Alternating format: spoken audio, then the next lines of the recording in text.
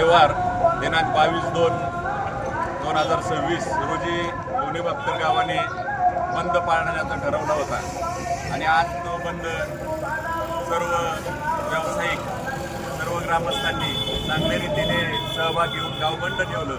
त्याचं कारण की आपल्या राज्याचे उपमुख्यमंत्री दिवंगत अजितदादा पवार साहेब यांचा जो 28 तारखेला विमान दुर्घटनेमध्ये दुःखद असं निधन झालं, तर ते अपघाती निधन नसून याच्या मागे घातापाताचा संशय आहे। त्या अनुषंगाने आज आम्ही या बंदच्या माध्यमातून अगदी राज्य सरकार असेल, केंद्र सरकार असेल, अगदी राष्ट्रपतींपर्यंत आम्ही ह्याची पूर्णपणे याच्यापर्यंत आवाज जावा यासाठी आम्ही सर्व लोणी बापकरकर एकत्रित होऊन अजितदादांच्या जे अपघात झाला आहे तो अपघात नसून घातपात आहे, तरी त्याची सखोल चौकशी होऊन आणि कठोरातली कठोर कारवाई व्हावी आणि तसेच जे VSR कंपनीचं विमान आहे त्या विमान मालकाला ताबडतोब अटक करण्यात यावी अशी आमची प्रखर मागणी लोणी बापकरकरांची आहे।